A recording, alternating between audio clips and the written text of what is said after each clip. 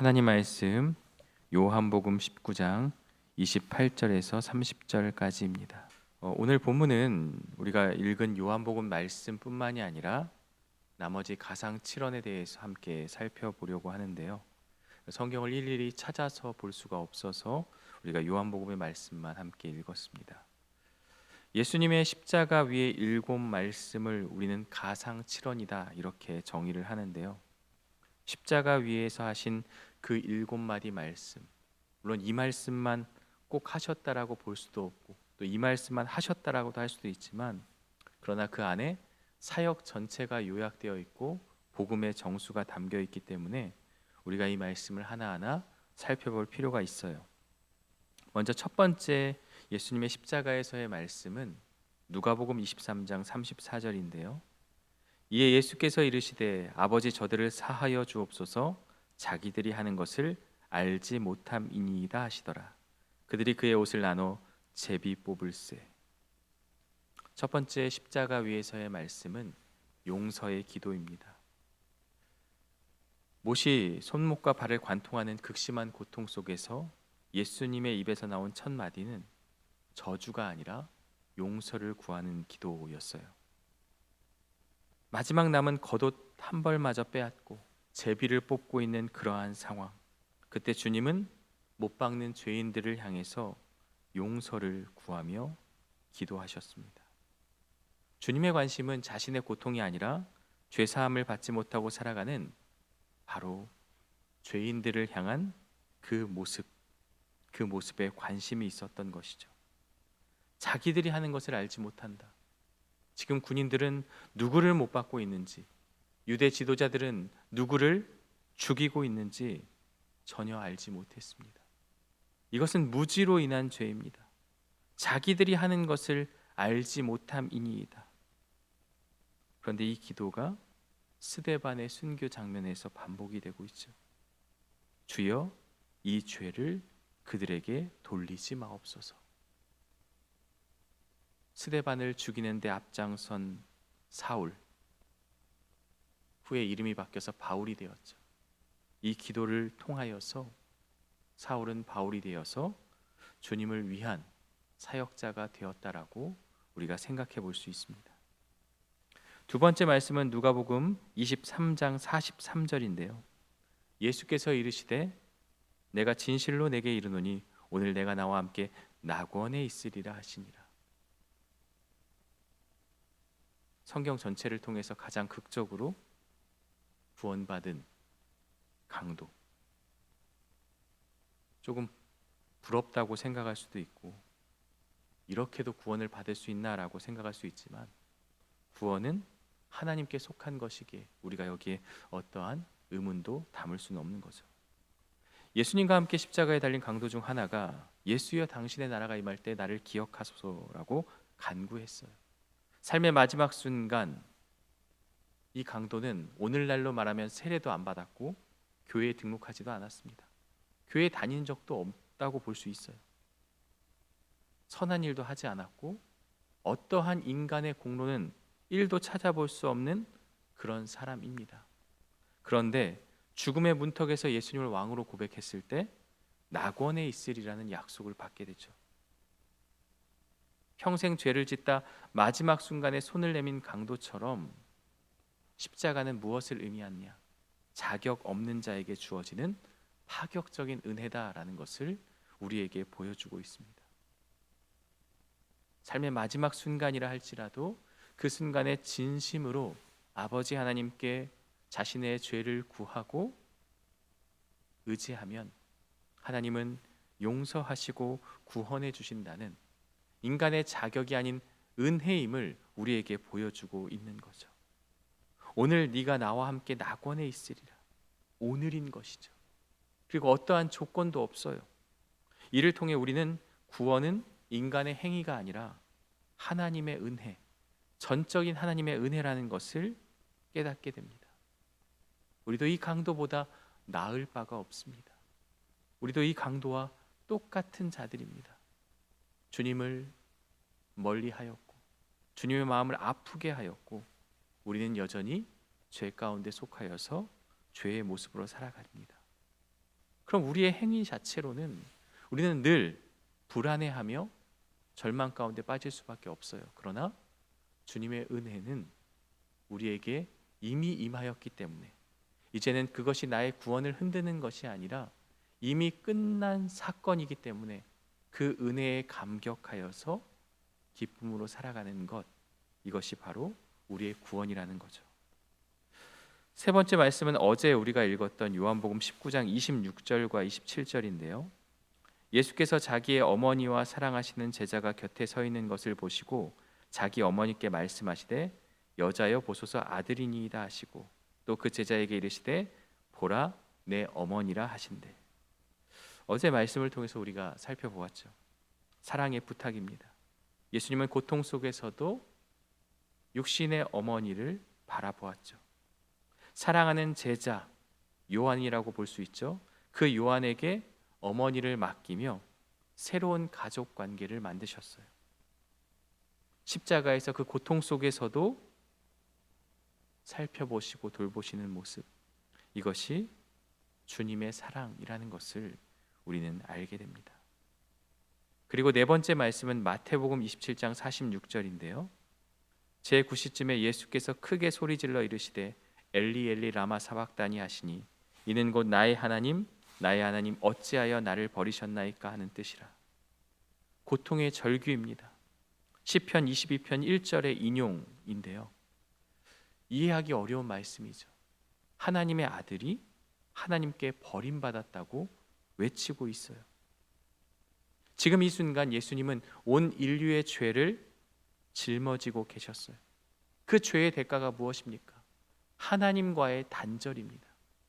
우리가 겪어야 할, 우리가 감당해야 할 그 하나님과의 단절, 하나님과의 그 단절을 주님은 그 십자가에서 몸소 느끼고 감당하신 것이죠.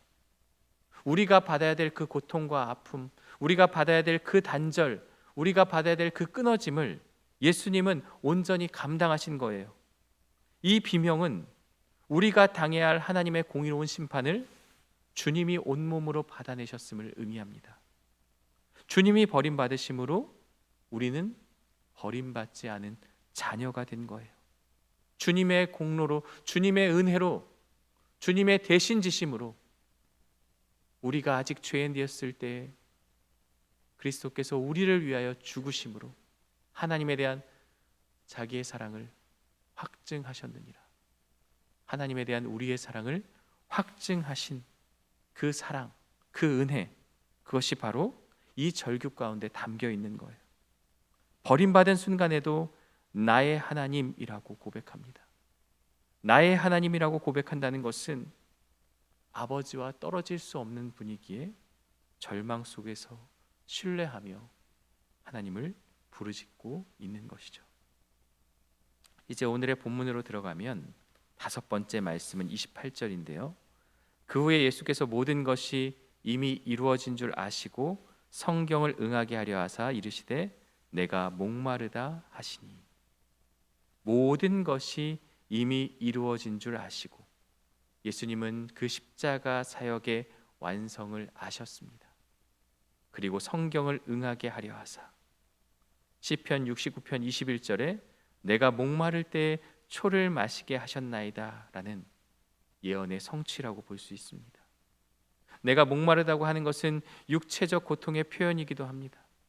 이 십자가를 지게 되면 고통 중에 하나가 탈수입니다.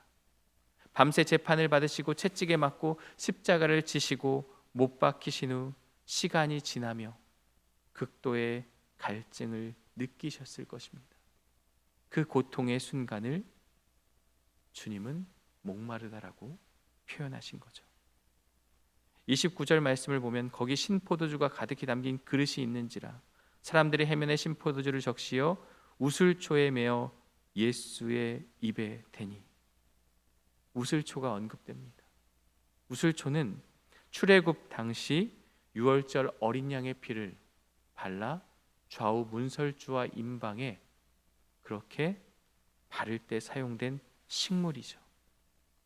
그렇다면 이것은 참 유월절 어린 양이신 예수님의 마지막 순간, 이 우슬초가 등장했다는 것은 우연이 아니라 그분이 세상 죄를 지고 가는 하나님의 어린 양임을 우리에게 말씀하고 있는 거예요. 여섯 번째 말씀은 30절인데요. 예수께서 신포도주를 받으신 후에 이르시되 다 이루었다 하시고 머리를 숙이니 영혼이 떠나가시니라. 다 이루었다. 헬라어로 테텔레스타이입니다. 모든 것을 다 이루었다. 요한복음 전체의 절정이며 이 가상칠언의 중심이며 인류 역사의 전환점이죠. 이 단어가 여러 가지 의미로 쓰였는데요. 첫 번째는 상거래에서 대금이 완납되었다라는 뜻입니다. 바로 우리의 모든 죄의 빚이 완전히 청산되었다는 거예요. 얼마나 시원합니까? 10년, 20년 넘게 예를 들어서 집을 샀는데 그 빚이 10년, 20년짜리 계속해서 갚아나가는 그 빚인데 그것을 다 갚았어요. 얼마나 행복합니까?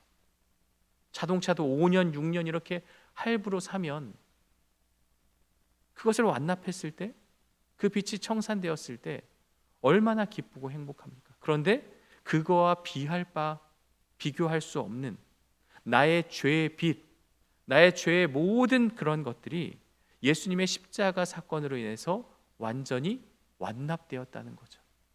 그 빚이 청산이 되어서 우리는 자유의 몸을 누리고 구원의 은혜를 받았다는 것을 말씀하고 있습니다.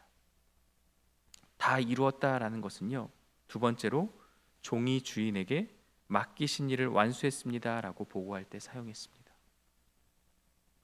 아버지께서 맡기신 그 구원 사역을 완성하셨다는 것을 의미합니다.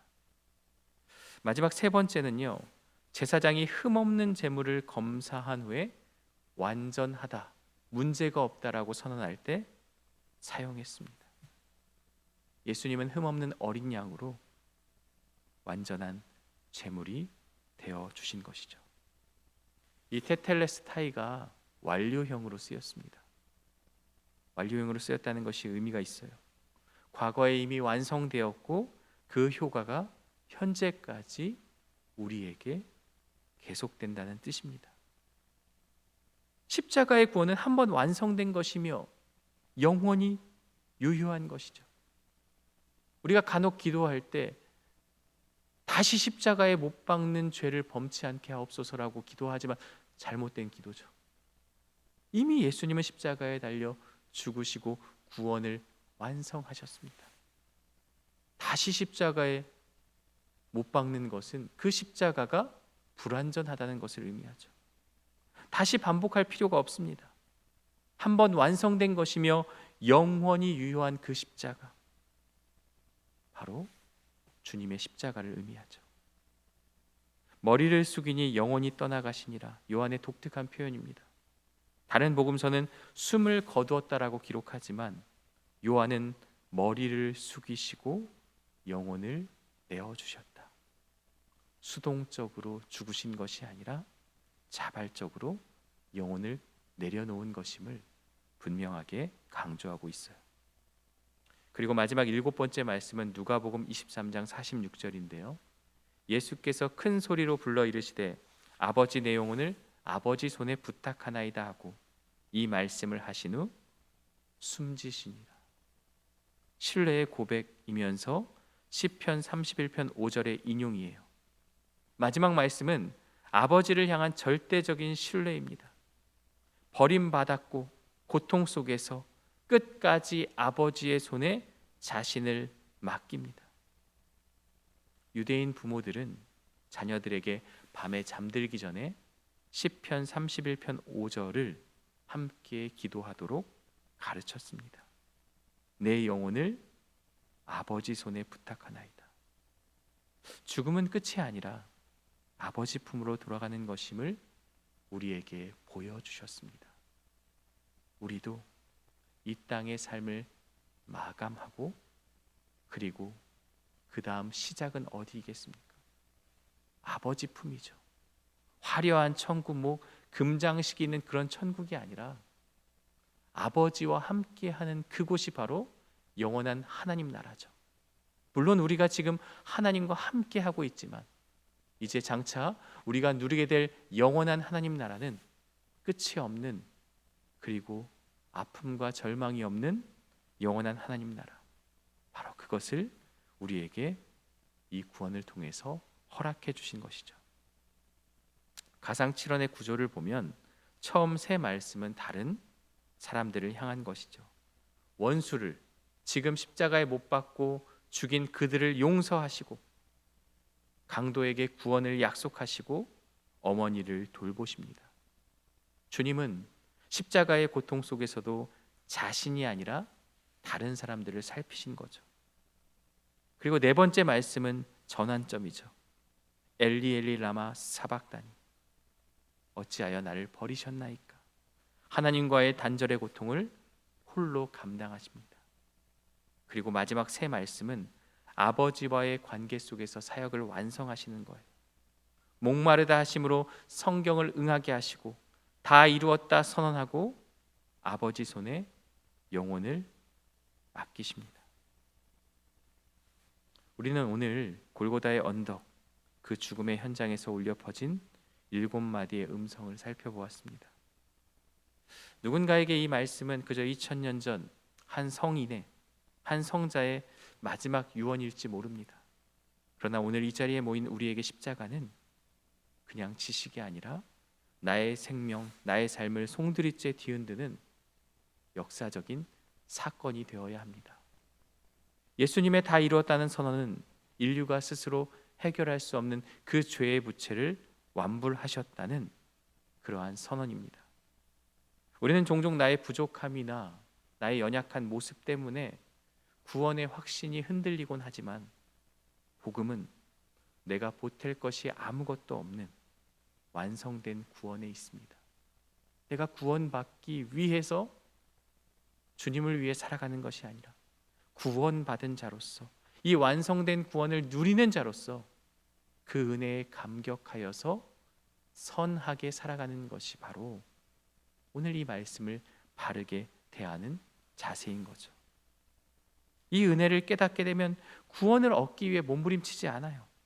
이미 얻은 사랑에 대한 응답이 되는 거죠. 다 이루었다는 선언 위에 신앙의 기초를 두어야 하는 것이죠. 실패와 절망 그 순간에도 내가 무언가를 이루어야 한다는 강박을 버리고 이미 승리하신 주님을 신뢰할 때 진정한 평안과 자발적인 순종의 열매가 맺힐 수 있게 되는 것이죠.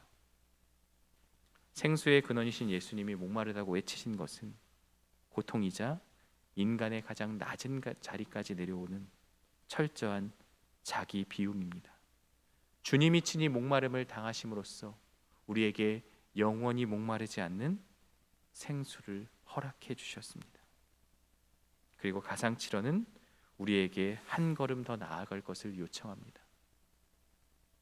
원수를 용서하고 그리고 돌보며 하나님을 신뢰했던 주님의 마음을 우리가 품어야 하는 것이죠. 이 세상의 소외된 자리에서 신음하며 목마르다고 외치는 이웃들을 향해 우리도 고개를 돌려 살펴야 하는 것이죠. 그리스도의 마음을 품고 복음의 생수를 전하는 삶, 그것이 바로 십자가의 고난에 참여하는 가장 고귀하고 깊이 있는 적용이 되는 것입니다. 우리가 이 고난 주간 많은 분들이 금식을 하며 또 미디어 금식을 하며 나도 고난 가운데서 함께 동참한다고 생각할 때가 있습니다. 물론 그것이 나쁜 것은 아닙니다. 저도 전에 교회 계속 사역했던 교회에서는 고난 주간이 교역자들에게도 고난 주간입니다. 새벽 4시부터 나와서 안내하고 이런 것들을 하면서 십자가에 대한 생각보다 나의 삶의 고난에 매몰됐던 적이 있는데요. 우리가 기억해야 할 것은 그것이 우리가 십자가에 참여한다는 것이라고 볼 수 없고, 그것이 중요한 것이 아니라 정말 내가 이 십자가를 기억하며 이 가상칠언의 말씀을 살펴보며 내가 복음을 전하고 있는가? 이웃에게 선을 행하고 있는가? 그 십자가가 오늘 나와 함께 살아내고 있는가? 단순히 어떤 그런 그 행위를 통해서 내가 다 하였다라고 생각하기 전에 정말 그 십자가의 정신을 내가 가지고 있는가를 한번 생각해 보아야 하는 것이죠. 십자가를 만났습니까? 아니면 십자가에 대한 이야기를 알고 있을 뿐입니까? 우리는 십자가를 만나야 하는 것이죠. 십자가를 체험해야 하는 것이죠. 십자가 위에서 주님은 자신의 겉옷 한 벌마저 빼앗기셨습니다. 살이 찢기고 물과 피를 쏟아내시는 그 고통 속에서 주님의 관심은 오직 하나였습니다. 죄사함을 받지 못한 채 죽어가는 그 비참함, 바로 죄와 허물로 가득한 우리를 위한 그 절규. 주님은 자신의 아픔과 고통보다 우리의 영원한 형벌을 더 아파하며 아버지 저들의 죄를 사하여 달라고 고통 속에서 절규하셨습니다. 이제 그 음성을 들은 우리가 자신의 십자가를 지고 삶의 자리로 나아가야 합니다. 주님은 십자가 위에서 모든 물과 피를 쏟아내며 다 이루었다고 선언하셨기에 이제 우리는 정죄함이 없는 자유 안에서 그분의 사랑을 세상에 흘려보낼 사명을 받은 자들입니다. 나의 고통에 매몰되기보다 타인의 고통을 살펴보며 그러한 주님의 시선을 닮아 갈증 가득한 세상 속에 복음을 들고 나아가는 저와 여러분이 되어야 하며, 무엇보다 주님이 생명을 내어주며 완성하신 그 사랑이 오늘 우리의 삶을 통해서 다시 살아나는 복음이 되기를 주님의 이름으로 간절히 축원합니다. 함께 기도하겠습니다. 하나님 아버지, 감사합니다. 오늘 말씀을 통해 주님의 십자가 위에서의 7마디의 말씀을 살펴보았습니다. 십자가의 고통 속에서도 타인의 고통을 살피신 주님의 모습, 우리의 죄를 감당하고 그 모든 빚을 청산하기 위해 십자가에 달려 죽으신 그 주님의 사랑, 우리는 이 한 주간만 십자가를 기억하며 그 고통에 동참하는 것이 아니라 매일의 삶이 주님의 십자가를 기억하며, 그리고 십자가의 그 사랑이 바로 우리를 향한 하나님의 사랑임을 깨닫고 부활의 감격, 부활의 소망, 그 모든 것들을 기억하며 늘 감사의 마음으로 살아가는 우리 모두가 되게 하여 주옵소서. 무엇보다 십자가에서 주신 그 사랑을 통하여서 우리에게 새로운 사명을 허락하여 주셨습니다. 바로 그것은 주님이 십자가에서 보이셨던 그 사랑, 타인을 향한 그러한 사랑, 그 모든 것, 그것을 우리가 베풀며 복음을 전하는 자들이 되게 하여 주시고, 이제는 우리가 다 이루었다라는 주님의 말씀을 기억하며 그 주님의 구원에 우리가 흔들리지 않는 확신과 믿음을 가지고 그 구원의 은혜에 감사하며 살아가는 우리 모두의 삶이 될 수 있도록 인도하여 주옵소서. 지금도 고통의 순간을 지나가는 환우들을 기억하여 주시고 아버지 하나님의 위로와 은혜로 또 함께하여 주심에 속히 회복되는 역사가 있게 하여 주시고 같이 이곳에서 예배할 수 있도록 하나님 함께하여 주옵소서. 절망과 좌절의 고통, 그리고 여러 가지 압박으로 인해 마음이 상하고 힘들어하고 있는 성도들을 기억하여 주시고 하나님께서 은혜로 함께하여 주옵소서. 오늘 하루도 주님께 온전히 맡겨드리며 예수 그리스도의 이름으로 기도드리옵나이다. 아멘.